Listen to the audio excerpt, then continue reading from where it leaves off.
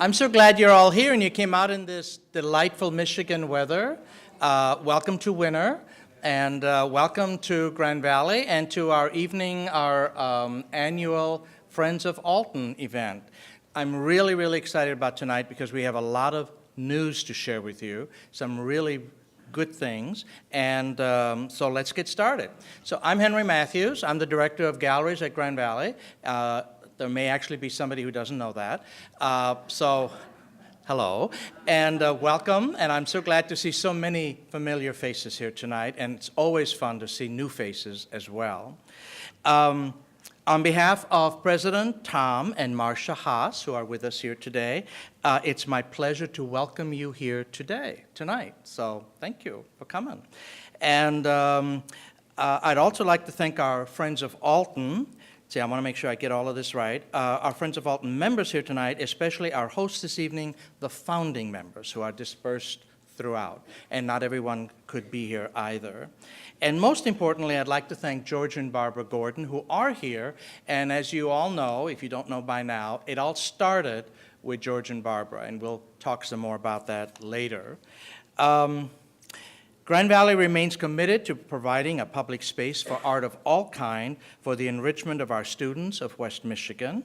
And our GVSU art collection continues to expand, and our Alten collection remains the largest in the world of his works. We now have in excess of 150 works of art, including paintings, drawings, and watercolors, not counting the archival materials, which we're going to talk about as well.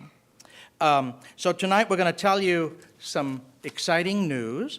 We're going to celebrate 8 new gifts of paintings which have been donated, one of which is downstairs in the lower gallery, and the other 7 are upstairs. So I really want to encourage you after our program to go up and take a look at these little jewels that we've received, not so little, and the magnificent new painting on the first floor as well. And Nathan Kemler and Joel Zwart, who are on my team, the art gallery staff, are going to share with you all kinds of interesting insights about these paintings and about some of the other things that are going on. But first, let me just take a moment to point out that 7 of these paintings were donated by Anita Gillio. And as you may know, Anita Gillio is one of the granddaughters of Mathias Alten. And unfortunately, she's ill tonight and could not be here. And I'm very sorry that she's not here with us. But this is a major gift from Anita. And in addition to giving us these paintings, which are on view upstairs, she has also given us the ownership of the Mathias Alten catalog raisonné, which is I think we can say life's work, the great passion of Jim Straub, who I think I didn't see you, but I think you're here. Are you here, Jim? You are here. Good. Thank you. So I know Jim is thrilled that this has happened, and we're thrilled that Anita has been so generous. And then the third and important part of all of this is that Anita has also provided a very generous support fund to maintain the catalog raisonné in perpetuity. So it's a whammy, and all of this has great meanings. So I'm going to ask Nathan Kemler to start and tell us about it. Let me tell you a little bit about Nathan. He's kind of an interesting guy, if you don't already know him. He started 10 years ago. He's afraid of what I'm going to say now, which is really good. So 10 years ago, he came to us as the collections manager. And we were very glad to have him. He was our very first collections manager. He is a professional. He has a great background in all of that. But it was very clear very quickly that Nathan could do a whole lot more than keeping track of things. He could build systems, complex, large systems. And while I won't call him a genius, that would be a problem, he's pretty extraordinary. So let him tell you what it means. Nathan, join us.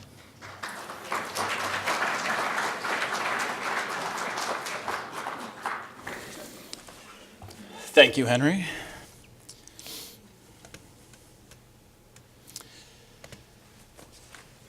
Hello, friends. I'm very excited to be here today to share with you some of our recent accomplishments and, more importantly, some of the things that we hope to do in the near future. As Henry mentioned, I started here 10 years ago. I'm currently appointed as the Assistant Director of Galleries and Collections, but before that, I was charged with managing the art collection. And I don't know if you remember this, Henry, my first day on the job, what Henry asked me to do was, well, we have this new project coming up, and I need you to write some exhibit text for a new exhibit. And it turned out to be the renovation and expansion of the George and Barbara Gordon Gallery of Mathias Alten paintings. So I had to learn about Alten quickly. So where did I turn 10 years ago? Well, I turned to Mr. James Straub, who was at that time putting together the catalog raisonné. We met over coffee at Common Grounds Coffee Shop on Fulton Street. And after some conversations, we realized, well, we have some things in common, some things that we can build towards. But 10 years ago, there wasn't a lot of things online about Alten. The catalog raisonné was just beginning to take shape, as was our own online collection. As was the case then, and even more so today, we're constantly being inundated with new information quickly. Technology changes things instantly. From our phones that are constantly demanding our attention, to the national news networks that broadcast in our homes and in our car and at work. So this leads us to a couple of questions. How do we respond to this pace of information? How do we communicate effectively in this rapidly changing world? And more importantly, what role does art have in our community? The GVSU Art Gallery and our holdings of Mathias Alten-related paintings and archives and scholarship is constantly increasing in both size and scope. How do we create systems for sustainability and access that meet this growth and achieve our mission of engaging learners of all ages? So while you and I may still go to Mr. James Straub or Mr. George Gordon or other local experts on Alten, the starting point for a larger community and for our students will be what I'm premiering to you tonight. The Mathias J. Alten Online Digital Library. And when you start talking about technology, I like to break it down to some other natural things. So our online systems and how objects are connected, they follow the same basic rules that our natural world does. Just as Alten found solace in his landscapes, we too should look to our natural environment for inspiration and direction. George, I have your book up here. Mr. George Gordon recently let me borrow this book.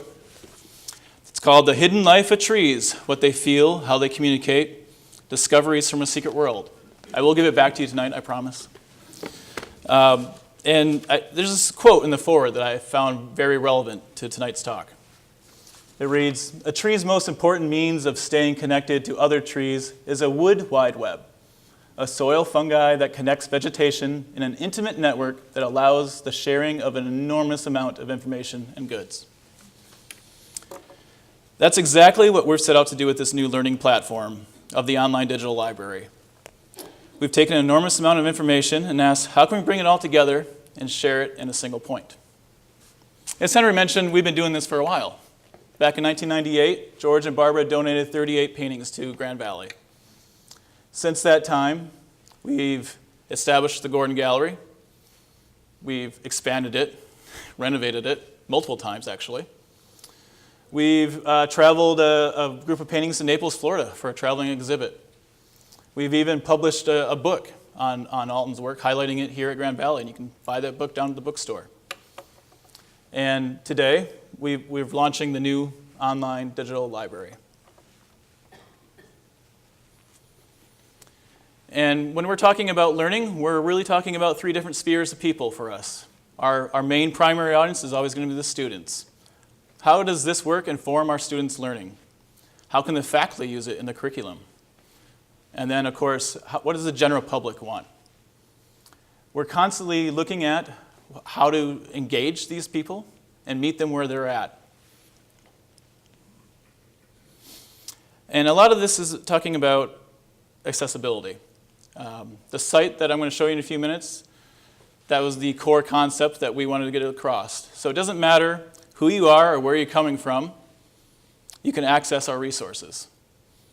That means if you have a vision impairment, a hearing impairment, if you physically can't come and visit, all that access is at your fingertips, no matter what the platform is.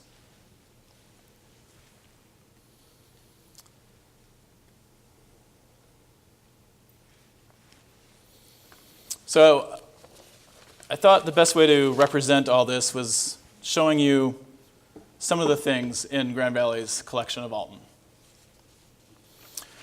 Our challenge then includes balancing this enormous amount of information and objects with the need to be fully accessible and engaging to our primary learning audience. What could this look like today? How do we connect over 150 paintings across hundreds of fields of study? How can we layer in various forms of information, such as our paintings, the book, archival collections, letters, photographs, academic essays, timeline entries, video interviews? New gifts are made to Grand Valley every year. How do we create a system in which these new gifts and related information are automatically and seamlessly integrated into a pre-existing body of work? Active scholarship is ongoing. How do we add and connect this work with the paintings directly? How about future programming and outreach? How do we incorporate new formats of media? How do our learners digest this growing body of work? How do they engage with this collection? And can we share what they create back to the public? What you're seeing on the screen right now is just a sample of our holdings.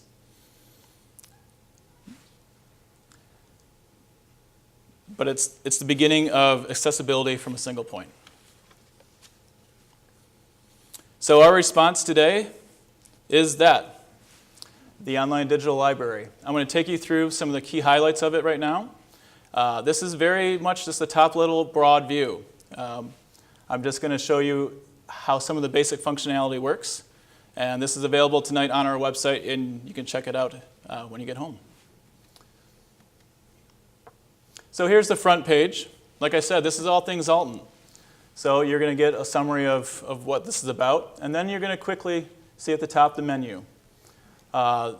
This site is designed so you can navigate it horizontally, meaning you don't need to know exactly what you're looking for to use it. You will travel through it organically. But if you're ever wanting to go to a particular type, you can use this top menu. We have the ability to feature new works of art, new scholarship, new programming, all right here on the front page. We also want to highlight the book as an important resource for anybody studying Alten. You can buy it online directly. Of course, we also want more members. You can do that here directly as well.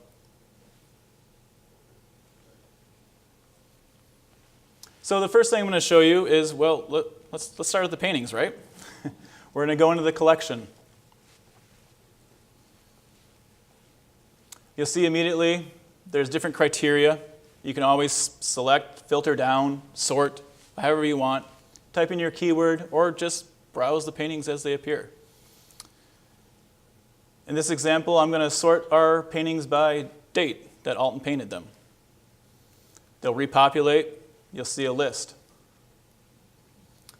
And right away, when you start ordering a lot of information together by a certain criteria, you'll start to pick out trends. You'll see his painting style, his subject matter, how they group together just by looking at them over data curation. If you want to go into individual artwork, just click the artwork. You can bring up the details. All of our images are available for download. We are a full open access institution. You can use them at your discretion. We have direct fields being exported out of our management system. This is the back-end system that we use to manage the entire university's collection, is directly here, seamlessly integrated. If we make a change to something, it is reflected here immediately. We have certain criteria that we've organized content around to make it easier for people to find things, such as location, categories for art and architecture. But we've also pulled out information and shown it to you differently, such as a timeline. We feel it's important to see Alten's work in context of his other pieces, so you can scroll back and forth here and see works created before it and after. You can also see geographically where the painting was done. We also use the Library of Congress subject headings to make it really easy for our faculty and students to find things that they're searching for to meet whatever criteria the field of study is. We have other content here. You'll see a video clip that I'll show you in a few minutes. This video is talking about this artwork, so they're connected here. Again, you can move horizontally through the site. And of course, we have related work. You can see other floral still lifes in Grand Valley's collection.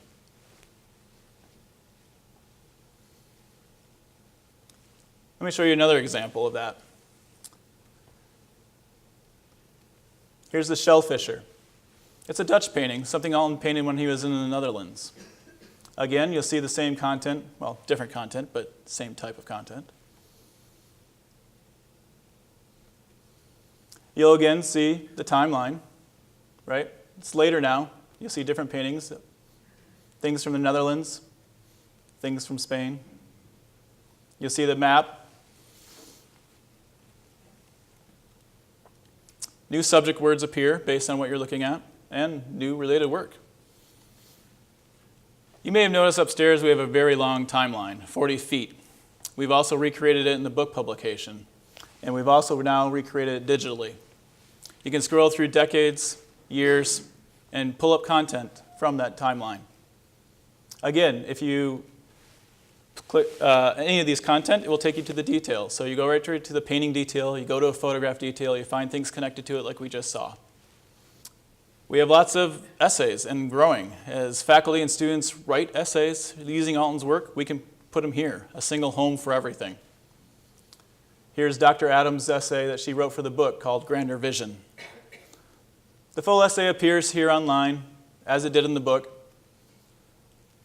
Again, you can move directly to the paintings if you want to find details or see more portraits. And again, at the end of the essay, we've included all related resources. Here we have archival materials, photographs, as well as paintings from our collection. And videos. During the book process, we interviewed a lot of different people to get their stories about how this Alten collection came to Grand Valley, how it's grown, and what it means to our community. Those stories are captured here. In addition to those stories, we are now capturing a lot of different outreach and programming events that we do. So for example, Mr. Kim Smith here, who's a gallery owner downtown, deals with Alten paintings, is on our committee. He did a talk called Framing Alten, Discussion of the Frames of Alten. We have that video just from a few months ago here.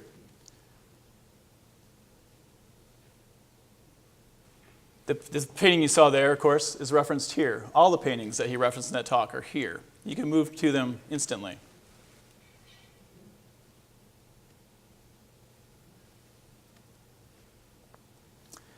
But it gets really interesting, though, when you start searching and pulling up a lot of different things together. So in this example, I just searched for Spain. And as expected, I got a lot of Spanish paintings returned. Pretty straightforward. But if we change the criteria, and this time do something a little broader, something like Grand, you might be talking about Grand Rapids, you might be talking about the Grand River. All of a sudden, their search results pull up a lot of different type of content. Here we have essays, we have paintings, we have maps, we have photographs, all connected together, all in one place. You'll see the little icons at the top showing you what type of content it is.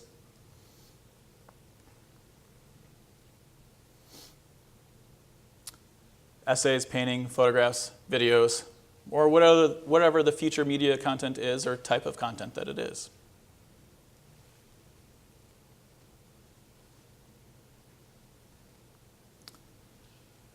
So that's where we are right now. But we're not done yet.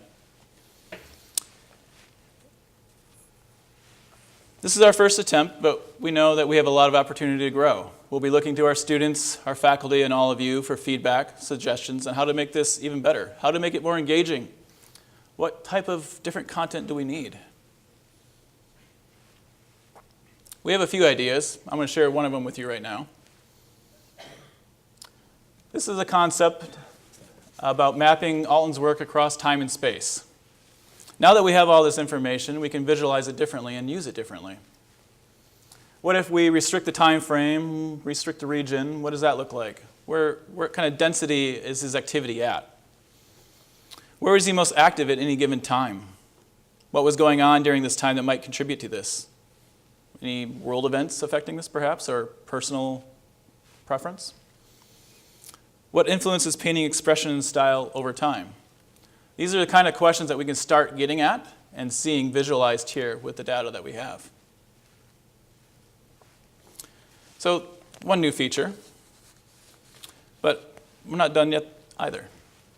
Currently, we have our full Grand Valley art collection integrated in this site. Everything, all the scholarship, the timeline, the paintings, everything we have. And we have sample holdings from these other institutions and other collections that have Alten-related materials. The archives at Grand Valley, the public library, and the public museum. We have the ability to fully integrate their collections into this site, meaning that everyone has a direct conduit in. When a change is made, it gets reflected here instantly. Imagine hundreds, thousands of new objects, artifacts, archive material, information being layered on top of each other and connected to each other. What could that look like for our community and for the Alten collection and for scholarship and engagement in the arts? And as Henry mentioned, the catalog raisonné was just gifted to Grand Valley, 2 weeks ago. So, yeah, we'll be adding that. This gift of Anita Gillio of the catalog raisonné is pretty significant. It's huge, actually. It's 2,200 records of paintings and related information. This represents over a decade of work from Mr. James Straub. And Jim, I'm going to ask you to stand so everyone can recognize you, if that's okay.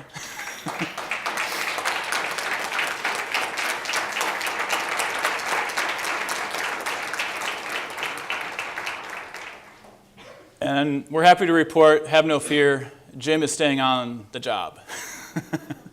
He will be contributing as our manager with our team, helping maintain the catalog raisonné, doing his research, helping us learn the ropes. But this gift of 2,200 objects on top of this data is mind-blowing when you think about it. And we couldn't have done it without Anita Gillio's support fund. That gift will ensure that this is not only maintained and operational, but that it grows as it needs to adjust to our community needs, to adjust to the technology of the time, to adjust to what we discover along the way.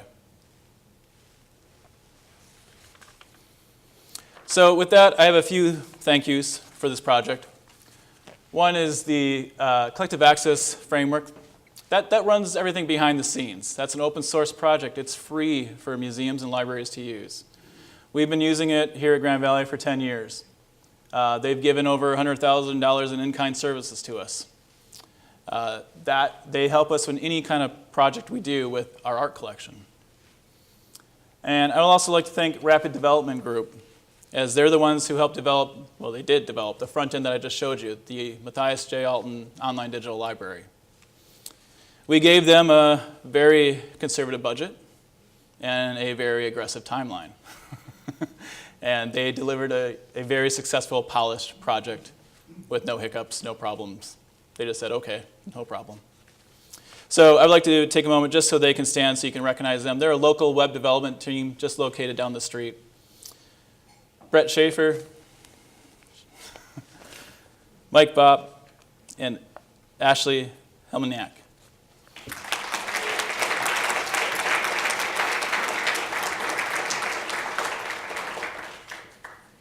And of course, I want to say thank you to the Mathias J. Alten Endowment. That's all of you for your membership and your gifts to the endowment that funded this project, that keeps what we're doing going. Your support ensures our success, and more importantly, your support says that art matters. And art is here to stay at Grand Valley. Echoing what Henry just mentioned today, Grand Valley remains committed to art in public spaces And I would say we're committed to art being accessible to all in all ways. And this goes a long ways to meet that vision. So thank you, and I'm going to turn it over now to our curator of exhibitions, Joel Zwart, to continue the second half of tonight's program.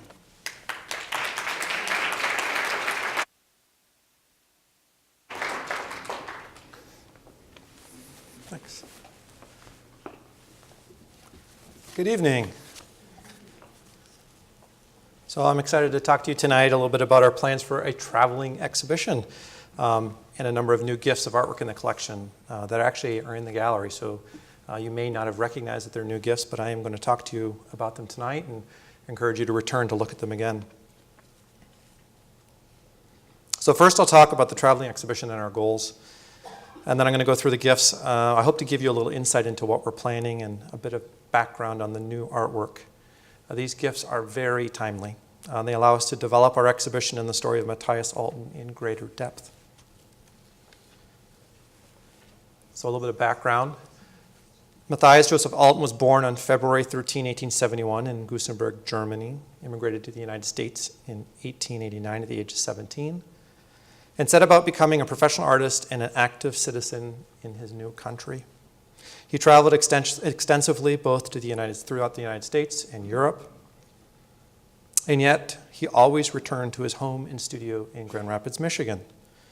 His career lasted over 4 decades, and he experienced many things. Immigrating to the United States like the millions of other Europeans in the late 19th century, development of the light bulb, the automobile, the First World War, economic booms and busts, Impressionist and post-Impressionist movements, as well as the birth of modern art, to name a few. So with the upcoming 150th anniversary of his birth in 2021, the Gordon Gallery Advisory Committee approved the development of a traveling exhibition in honor of this anniversary and tasked me with the project. So this exhibition will be entitled Mathias J. Alten, an American artist at the turn of the century. It'll be drawn from the collection at GVSU and will include between 40 and 50 works of art. In addition, the exhibition will also feature other objects that will help provide a complete picture of who Alten was and the important legacy he left behind. So goals.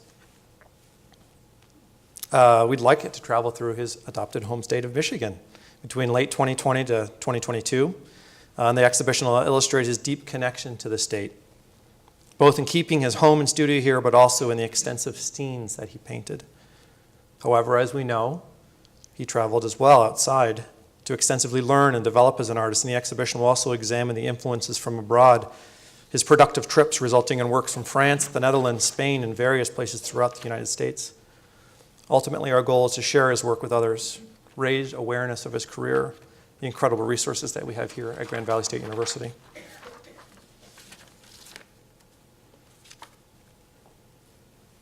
So the gifts. In 2018, we received a number of really remarkable gifts to the collection. They span landscape and portraiture. They were domestic and international scenes. And the first gift I'm going to talk about is the gift from an intaglio of 7 paintings, which are found on the second floor of the Gordon Gallery. So the first is this stern portrait of our friend Chief Justice Walter Harper North from 1929. Alten painted a number of justices from the Supreme Court here in Michigan, some posthumously. This one was not.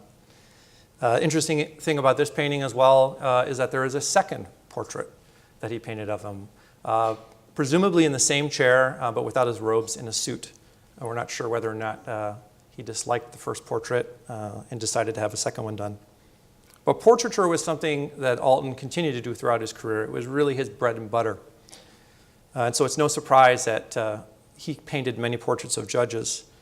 This is particularly nice that he's a judge from Michigan, which will help in the traveling exhibition as we tell the story of Alten in Michigan.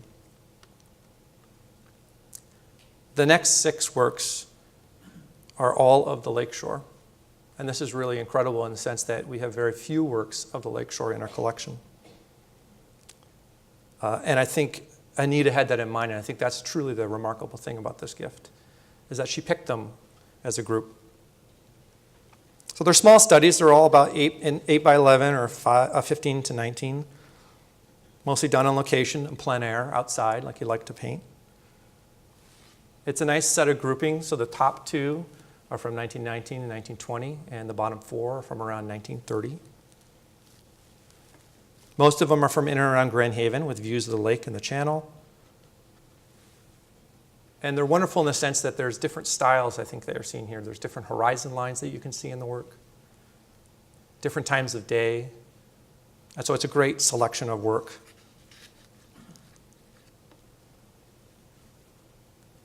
So we know that Alten visited the lakeshore. And we knew that people were visiting the lakeshore early 20th century. The map from Ottawa County up here from 1873 shows the railroads leading out to those popular destinations. The concept of recreation on the lakeshore was popular in the early 20th century. I pulled a couple of early postcards to give you ideas. So here's Grand Haven in about 1910. Water skiing on Lake Makatawa. This is a little later, about 1940. So additionally there were a lot of mechanized industrialization of the lakeshore with ferries carrying rail cars, carrying people, carrying cars. And so we have many scenes of what that was like as tourism and industry along the lakeshore grew. And we know that Alten visited there himself. This is a photo from our archives of Alten. It's a wonderful photograph of him. You can see just a little bit to the lower left some children playing next to a pier. And if you look at it closely, the pier on the right-hand side mirrors the pier that's in his painting, Gulls of Leland. So this is a photograph from 1936 when he was up at Leland Painting, which produced some great paintings. We have, of course, the fantastic painting that's on the second floor, Gulls of Leland. And what I particularly like about this as well is that he's carrying his portable easel. You can see how he went out to location to paint. But it was really more common for Alten to paint in the interior of Michigan. He actually didn't paint along the lakeshore as much. And what you find more in terms of scenes of Michigan that included water are ones that were nearby and ones that were convenient for him. It's the Grand River here, and it's from our collection from 1904, for example. A beautiful impressionist sunset, beautiful brushwork, a little bit of an industrial scene. Sorry, I went too quickly. Remnants of industry in the background, which I think is interesting in this one. Streams and creeks running through fields. Of course, Reed's Lake. I mean, really, this is probably his most favorite body of water that he returned to again and again. And here we have a painting from Brower Lake. And again, notice in this one how the lake is sort of secondary to the composition. It's the fall trees that are really, that sort of take the cake. But this was his bread and butter in terms of painting bodies of water in Michigan, was the interior scenes. And so I think that's what makes these paintings so remarkable, is that they're paintings of Lake Michigan, and he painted very few of those. So I'm going to look at 3 of them just quickly, and I encourage you to go upstairs and take a look at these as well. This is the channel at Grand Haven, and I pulled a couple other postcards to show you the channel at Grand Haven at the same time. Old postcards are wonderful, by the way. It's a great resource from the early 20th century of sort of envisioning and seeing what the world was back then. So here we have City Slip and Dewey Hill, circa 1910, Grand Haven. And Dewey Hill in the Docks, 1920. So these are about the same time as he's painting. It's a bright, summery view, wispy clouds up ahead. Dewey Hill is off in the distance. There's a steeple there. Notice how Alten chooses to picture Grand Haven, though. It's not downtown at the docks. He moves further up the Grand River and pictures it from far away. Or a landscape with bare trees. Cool, wintry feel. Kind of feels like today, doesn't it? Like when you take a walk with your family out by the dunes on a November afternoon.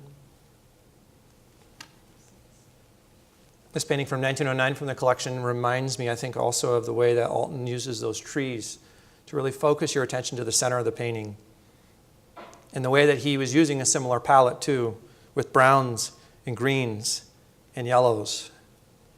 Clearly evidence of the influence of the Hague School from his trip to the Netherlands in 1911. And finally, the money shot, I think, right? The sunset. How many of us have experienced a sunset on Lake Michigan?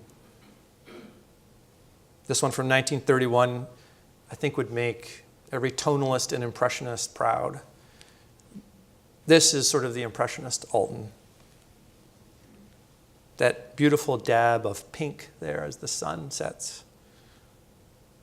The notion of sort of rotting piers on the left-hand side. The gray and the purple in the sky. The low horizon. And it's also one of the few sunsets he painted. There's probably known about 30 or so sunsets that he painted. He painted more during the height of the day.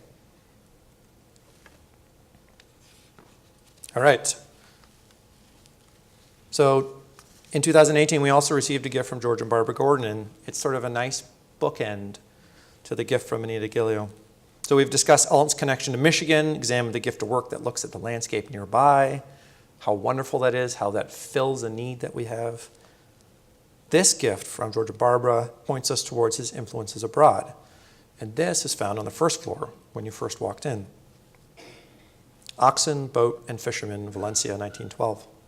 So Alten traveled to Spain on 3 occasions, 1912, 1922, and 1928.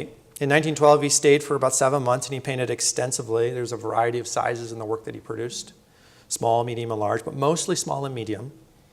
And so, number one, this is a large painting. It's 28 by 36, and so that makes it remarkable in and of itself because most of the work that we have from him were smaller and medium works.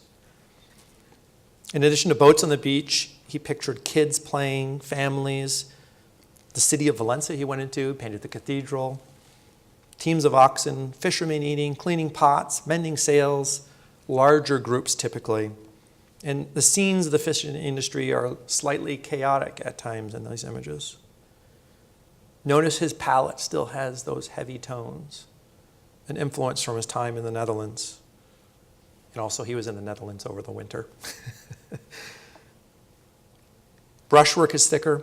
I really encourage you to get up close to this painting because it has a ton of paint on it. It really has heavy paint. You can see the brushes and the palette knife work on it. So we know of about 114 works on the Catalogue Raisonné of this trip. Only about 5 of the large ones were completed, and this is one of those 5. He also completed 4 later on from his studio. But what I want to point to in this painting, which is sort of unique, is the scene of exertion that we see here. It's unlike the vast majority of his other Spanish scenes on the beach. Notice the water dripping from the oxen and being stirred up by their feet. The lead pair with its heads low, the muscles straining. Notice both of the drivers sitting there. This is a double team of oxen. This is a heavy boat. Both of them have their sticks raised. They're both looking back and working.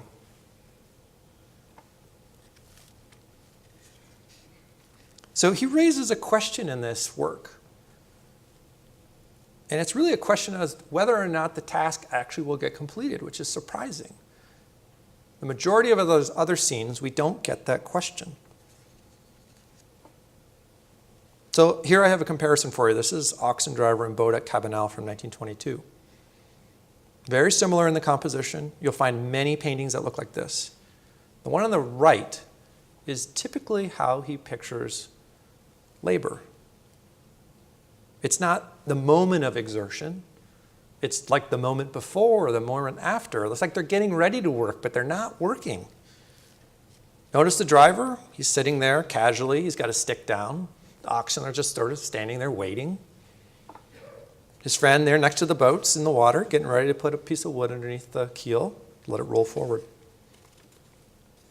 So there's only a few other works of his that place us in the moment of stress. And I pulled a couple for you. But you'll be hard-pressed to find a lot of paintings by Alten that show stress. Pulling out the boat from 1912 is one in our collection. It's a small one. And here you see the reverse The oxen drivers are actually pulling the boat out into the water, but it's choppy. And here, another favorite of mine is this scene from the Netherlands of rescuing a boat. Wind is whipping. The waves are crashing. We're wondering whether or not they'll actually bring the boat in.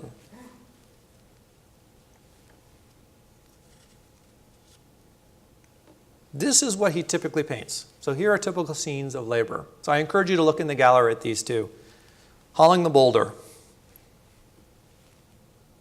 Notice how the farmer has got his head bent. He's sort of adjusting the chain. It's not the moment of exertion. The workhorses behind him tower over him. And like there's any question about whether or not he could actually get it done, there's another team there waiting for him too. It's like he's got double sets of horses. I mean, that boulder is just kind of like, yeah, it'll get moved. Or husking corn from Old Lyme, Connecticut, 1911. It kind of feels like a picnic. The oxen are sort of resting there. The farmers are sitting down and they're husking corn. But they're not vigorously husking corn. They don't have a deadline or anything like that. It's just sort of like, hey, you want to husk corn with me? All right, let's get going. Or how about these guys here? Workers in the field from 1916. Lemonade, anyone? Break time. And also, look at this. He's the farmer who's plowing his field. He's just sort of stopped. He's out on a tractor too, right? Alten's choosing again this very calming, serene appearance. And finally, Tarpon Springs in 1935, so later in his career. Again, the workers on the boat they're not out fishing. There's not a gale. The water is calm. The one leans over to either get some water or to wash one of the sponges off. And the other sort of sitting there leisurely with his pant leg drawn up. I mean, hey, get some sun. Enjoy the weather. And I think that's what makes this painting really so rare. It's unique. So absence of stress is just not limited to Spanish works. It's virtually all of his labor and agrarian scenes. They're very idyllic in nature. So this demonstrates his attempt really at capturing labor at its height, which I think is hard to do, number one, too, right? Because you're painting motion. I think the other work in the collection that is him painting motion is Gulls of Leland. If you go upstairs and look at that, where the gulls are sort of flying all over and the fisherman has just dumped fish, the leftover fish bits, right over there at the beach. And you can just see this motion of birds. But most of the work that he paints is more of a snapshot. So again, that's what makes this unique. So I guess in closing, I want to say that both of these gifts really fill a need in our collection. They demonstrate how he loved Michigan, but also is deeply committed to learning his trade from other artists and landscapes around the world.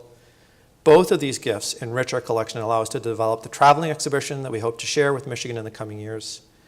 And I invite you to take a more closer look at them in the gallery. Thank you.